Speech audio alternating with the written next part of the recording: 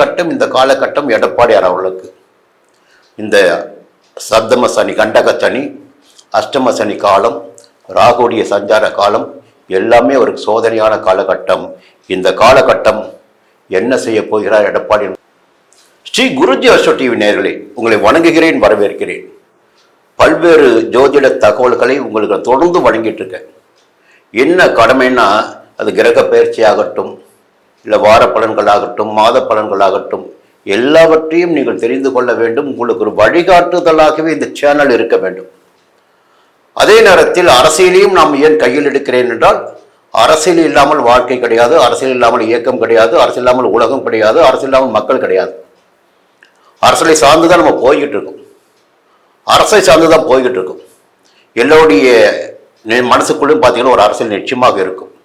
இப்போ நம்ம என்ன பார்க்க போறோம்னா, எதிர்கட்சி தலைவருடைய ஜாதகத்தை பார்க்க போறோம். எந்த எதிர்கட்சி? முன்னாள் எதிர்கட்சி தலைவர். ஏன் அவருடைய ஜாதகத்தை இப்போ பார்க்கணும்? ஒரு மிகப்பெரிய சோதனையான காலகட்டத்தில், எவராலும் ஆட்சி நடத்த முடியாத ஒரு நேரத்தில், ஒரு 4.5 ஆண்டுகள் ஆட்சி நடத்தி சாதனை புரிந்தவர் எடப்பாடி பழனிசாமி அவர்கள்.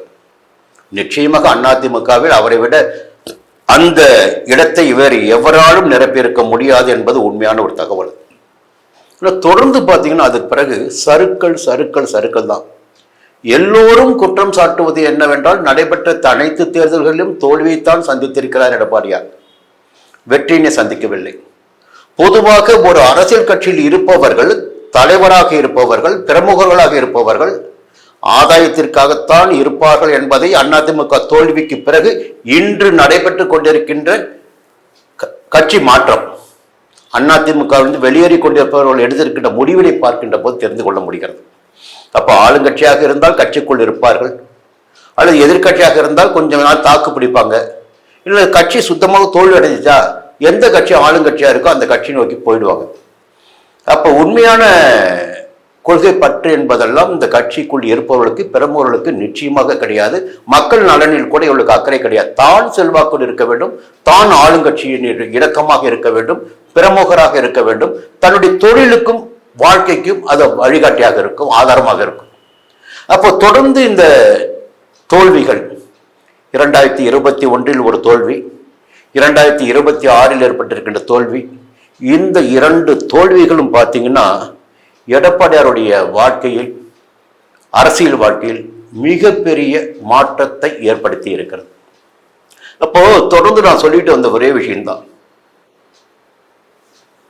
குரு பகவானின் சஞ்சாரம். தேர்தல் நடைபெற்ற காலத்தில் குரு பகவான் 10ஆம் இடத்துல, 7ஆம் இடத்துல சனி. சரி, இந்த கிரகங்கள் மாற மாற பார்த்தீங்கன்னா வாழ்க்கையில் ஒரு மாற்றம் நிச்சயமாக வரும் தானே, வந்துதான் தீரும். அப்போ 7ஆம் இடத்துல சஞ்சரிக்கின்ற சனி பகவான் அங்கேயே சஞ்சரித்து கொண்டிருக்க மாட்டார். இப்போ என்ன பார்த்தீங்கன்னா, நான் சொன்ன தகவல் அப்படி நடக்குது பாருங்க. 7ஆம் இடத்தில் சனி பகவான் சஞ்சரிக்கின்ற போது உடன் இருப்பவர்களே எதிரிகளாக மாறுவார்கள். கணவன் மனைவியாக இருந்தாலும் அவர்களுக்குள் ஒற்றுமை இல்லாமல் போகும்.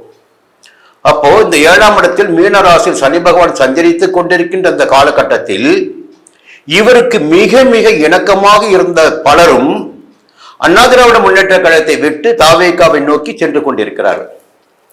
அது தோல்வி அடைந்தவர்களும் சரி, சட்டமன்ற உறுப்பினர்களாக இருந்தவர்களும் சரி, மிகப்பெரிய பலமாக அண்ணா திராவிட முன்னேற்ற கழகத்தில் நம்பிக்கொண்டிருந்த தலைவர்களும் சரி, இன்று தாவேகாவை நோக்கி சென்று கொண்டிருக்கிறார்கள். இது எடப்பாடியார் அவர்களுக்கு மிகப்பெரிய பலவீனம் தான், இல்லைன்னு சொல்லவே முடியாது.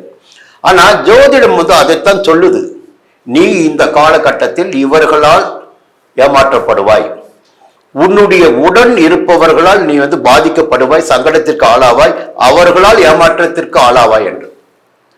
அப்ப இந்த 7ஆம் இடத்து சனி பார்த்தீங்கன்னா, 7ஆம் இடத்து சனி பார்த்தீங்கன்னா ராசியையும் பார்க்குது, கன்னி ராசியோடைய ராசி, ராசியையும் சனி பகவான் பார்க்கிறார், 4ஆம் இடத்தையும் பார்க்கிறார், பாக்கிய ஸ்தானத்தையும் பார்க்கிறார். அப்ப இந்த 7ஆம் இடத்து சனிதான் இவருக்கு மிகப்பெரிய சோதனையினை இப்பொழுது ஏற்படுத்தி கொண்டிருக்கிறது ஜாதக ரீதியாக. புரிஞ்சு பார்த்தீங்களா?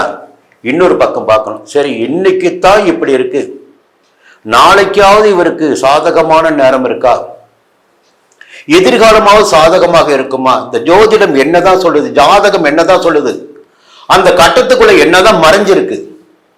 புதன் திசை நடக்குது, புரியுதுங்களா? எல்லாமே சாதகமா இருக்கு. திசாநாதன் சாதகமா இருக்காரு. ஆனா மக்களுடைய செல்வாக்கினை கொடுத்திடக்கூடிய சனி பகவானின் சஞ்சாரம் சாதகமாக இல்லை என்பது மிகப்பெரிய ஒரு தகவல். அப்போ சரி, இதற்கு பிறகு என்ன நடக்க போகிறது? 7ஆம் இடத்தை விட்டு சனி பகவான் பார்த்தீங்கன்னா 8ஆம் இடத்துக்கு போவார். புரியுதுங்களா? அந்த 8ஆம் இடம் என்பது அஷ்டமஸ்தானம். இப்பொழுது இருக்கின்ற நிலையினை விட அந்த 8ஆம் இடத்திற்கு சனி பகவான் செல்கின்ற காலகட்டம் இன்னும் நெருக்கடியான காலகட்டமாக இவருக்கு இருக்கும். இன்னொரு பக்கம் பார்த்தீங்கன்னா இப்போ சமாளிக்கக்கூடிய சக்தி என்பது எடப்பாடியார் அவர்களுக்கு இருந்து கொண்டிருக்கிறது.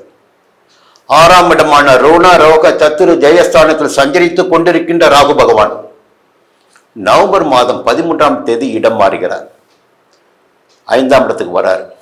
அப்போ அந்த 5ஆம் இடத்து ராகு என்ன பண்ணுவார்னா மனதில் குழப்பத்தை அதிகரிப்பார், ஒரு பய உணர்வினை ஏற்படுத்துவார். ஜாதகத்தை மட்டும்தான் நம்ம பேசுறோம், யாருக்காகவும் பேசல. பய உணர்வினை ஏற்படுத்துவார், மனதில் குழப்பத்தை உண்டாக்குவார். நவம்பர் மாதம் 13ஆம் தேதிக்கு பிறகு 5ஆம் இடத்து ராகு.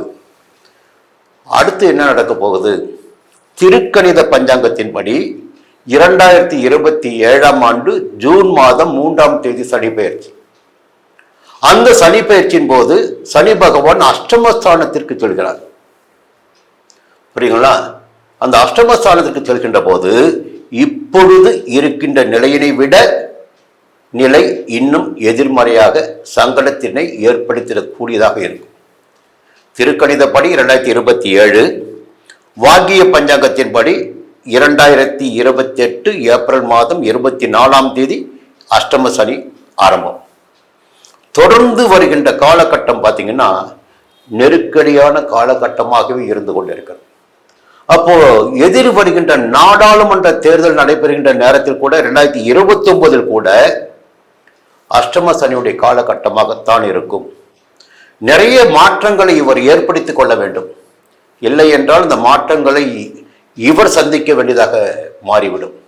என்ன ஒரு நல்ல நேரம் எப்போ இவருக்கு மீண்டும் வரும்னா, வாக்கிய பஞ்சாங்கத்தின்படி 2030ஆம் ஆண்டு மே மாதம் 29ஆம் தேதி வாக்கிய சனியாக சஞ்சரிக்கின்ற போது 9ஆம் இடத்துக்கு சனி செல்கின்ற போது தான் இவருடைய வாழ்க்கையில் ஒரு மாற்றம், கொஞ்சம் சுபிட்சமான நிலை என்பது இருக்கும்.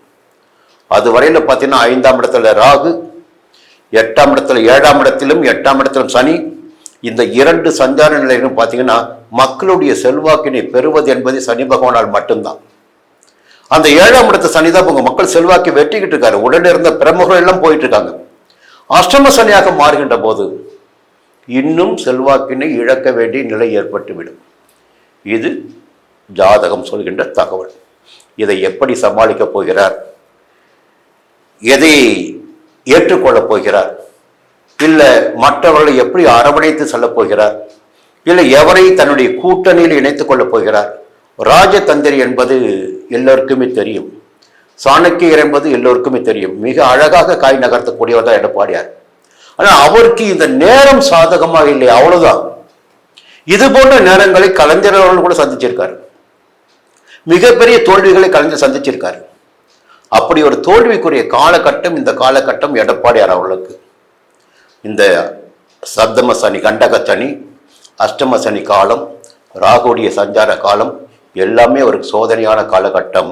இந்த காலகட்டம் என்ன செய்ய போகிறார் எடப்பாடி என்பது கேள்விக்குறியாக இருக்கிறது. இன்னும் நம்ம பேசுவோம். ஒவ்வொரு கிரகமாக எங்கே சஞ்சரிக்கிறார்கள் என்னன்னா, இந்த 9 கிரகங்களில் பார்த்தீங்கன்னா 8 கிரகங்கள் கெட்டு போனாலும் பரவாயில்லை. 2.25 நாள் சந்திரனுடைய சஞ்சாரம் ஒரு ராசிக்குள் நிகழ்கின்ற போது அந்த இடம் பலம் பெற்று விடும் என்பது ஜோதிட சாஸ்திரம் சொல்கின்ற தகவல். இப்போ ஒவ்வொரு கிரகத்தையும் பார்க்க வேண்டும். பிரதான கிரகத்தை பற்றி இப்போ பேசிக் கொண்டிருக்கிறோம். இன்னும் மற்ற கிரகங்களை பற்றி பேசுவோம், அதற்கு நாள் இருக்கு. ஆனால் மிகப்பெரிய மாற்றத்தை எடப்பாடியார் அவர்கள் இந்த காலகட்டத்தில் சந்திக்க இருக்கிறார். அந்த நிலையினை நம்ம சொல்லி இருக்கிறோம். இது நடக்கும்னு நீங்களும் பார்க்கத்தான் போறீங்க, நானும் பார்க்கத்தான் போறேன். மீண்டும் சந்திக்கிறேன். நன்றி, வணக்கம்.